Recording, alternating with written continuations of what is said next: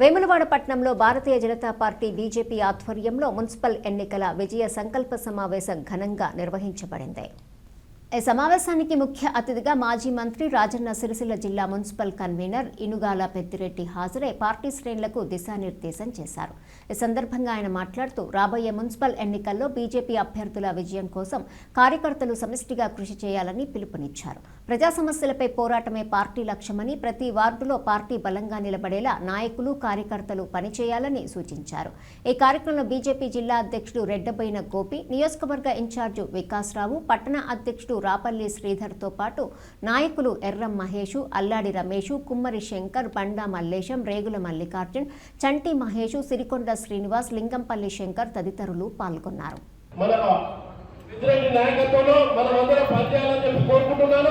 అదేవిధంగా ఇక్కడ డాక్టర్ వికాస్ గారు కూడా ఉండి మీ అందరినీ గెలిపించుకోవడానికి ముందుంటారని చెప్పి కోరుకుంటున్నాను. ఆ విధంగా మనమందరూ నాయకులు పనిచేయడానికి సిద్ధంగా ఉన్నారు. మన ఎన్నుకుంటుంది. ఆ విధంగా మీరందరూ పనిచేస్తారని కోరుకుంటున్నాను. జై హింద్, జై భారత్.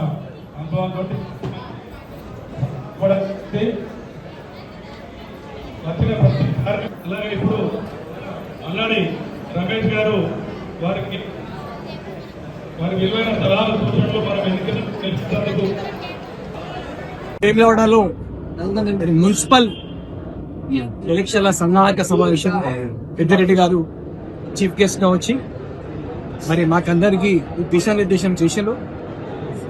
రాబోయే రోజులలో ఖచ్చితంగా ఒకవైపు టీఆర్ఎస్ ఉత్తమ పాలన ఉంది, మరోవైపు కాంగ్రెస్ కమ్యూనల్ అండ్ కరప్ట్ పాలన మనం చూస్తున్నాం. తెలంగాణ పెనం నుంచి పైలబడ్డట్టయింది. మరి ప్రజలు వేరే ప్రత్యామ్నాయం వైపు చూస్తున్నారు. కేవలం బీజేపీ ద్వారా అవినీతి లేని పాలన, సుపరిపాలన, వికసిత్ భారత్ కేవలం బీజేపీతోనే సాధ్యమవుతుందని ప్రజలు కూడా గుర్తిస్తున్నారు. మరి రాబోయే మున్సిపల్ ఎలక్షన్ లో కూడా మరి ఓటర్లు కూడా ఆలోచించి దేశ భద్రత కోసం, మన సనాతన ధర్మాన్ని కూడా ఈ మధ్య కాలంలో ఆలయాలపై దాడులు జరుగుతున్నాయి. సనాతన ధర్మ పరిరక్షణ కేవలం బీజేపీతోనే అవుతుంది.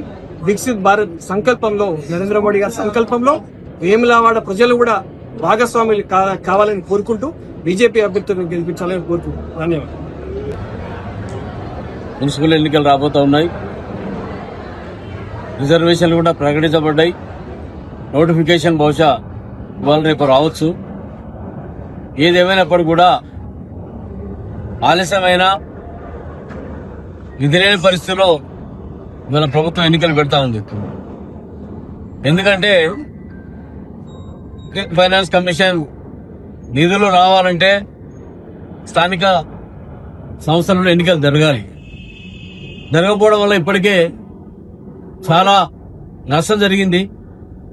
ప్రజల ఒత్తిడిని తలవొగ్గి రాష్ట్ర ప్రభుత్వం దగ్గర డబ్బులు లేవు కనుక కేంద్ర నిధులు రాకపోతే గ్రామాలు గాని పట్టణాలు గాని అభివృద్ధికి దూరం అవుతుంది కనుక ఎన్నికలు పెట్టాలనే భయంతో పెడతా ఉన్నారు.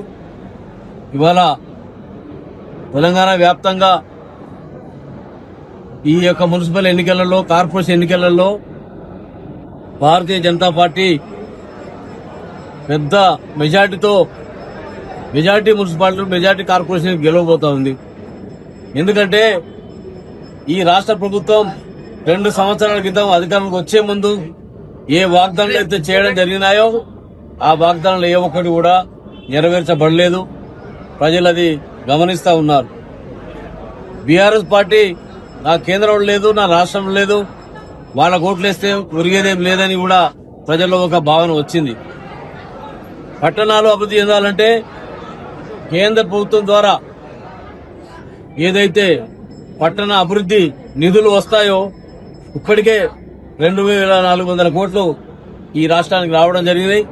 అదేవిధంగా అమృత్ స్కీమ్ ద్వారా గాని మరి కొన్ని మున్సిపాలిటీస్, కార్పొరేషన్స్ ను ప్రత్యేకమైనటువంటి నిధుల ద్వారా అభివృద్ధి చేసేటువంటి స్కీమ్ ఏదైతే కొనసాగుతా ఉందో రాబో రోజుల్లో కూడా వేములవాడ కూడా ఆ స్కీమ్ లో తీసుకురావడం జరుగుతుంది. ఇది ఒక టెంపుల్ సిటీగా అన్ని వనరులు, అన్ని హంగులతో అభివృద్ధి చేయాల్సిన అవసరం ఉంది. వచ్చేటువంటి పిలిగ్రిమ్స్ కు ఇక్కడే ప్రజలకు కూడా సౌకర్యవంతంగా లేదు పట్టణం. ఆ విధంగా రూపుదిద్దబడలేదు. కొంచెం మెరుగుదిద్దుకున్నా అనుకున్నంతగా అది అభివృద్ధి చెందలేదు కనుక అభివృద్ధి చేయాల్సిన అవసరం ఉంది. ప్రత్యేక శ్రద్ధ వేములవాడలో పెట్టవలసిన అవసరం ఉంది. దక్షిణ కాశీగా పేరుగాంచినటువంటి మరి రాజరాజేశ్వరి నిలయమైనటువంటి ఈ వేములవాడ పట్టణాన్ని అభివృద్ధి చేసుకోవడం అతి ముఖ్యంగా బండి సంజయ్ గారు కూడా భావిస్తా ఉన్నారు. భారతీయ జనతా పార్టీ భావిస్తా ఉంది. అందుకనే ఈ రేపు జరిగేటువంటి ఎన్నికలలో ఇటు సిరిసిల్ల గాని, వేములవాడ గాని, కరీంనగర్ పార్లమెంట్ పరిధిలో ఉన్న 6 మున్సిపాలిటీస్ కార్పొరేషన్ అన్ని కూడా భారతీయ జనతా పార్టీ కైవసం చేసుకోబోతుంది. కాంగ్రెస్ పార్టీకి చెప్పుకోవడానికి వాయిస్ లేదు, ఇవ్వడానికి నిధులు లేవు. వాళ్ళ అంతర్ కలహాలు, కుంభకోణాలు ఆ పరిస్థితులలో కొట్టుమిట్టాడుతూ ఉన్నారు.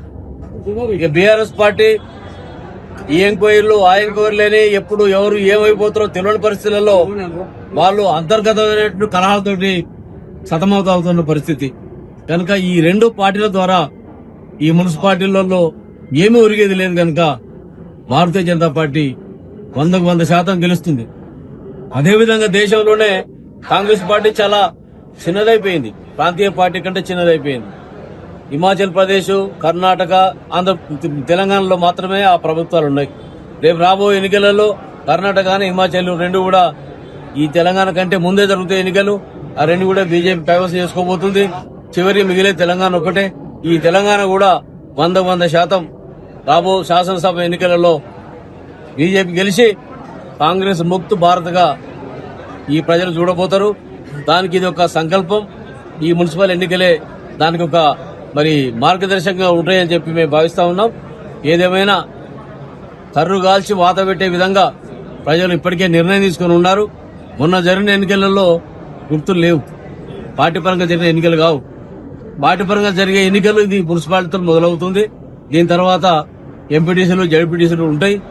అందులో గాని ఇందులో గాని భారతీయ జనతా పార్టీ యొక్క మరి బలమేందో బలగమేందో ప్రూవ్ కాబోతుంది త్వరలోనే.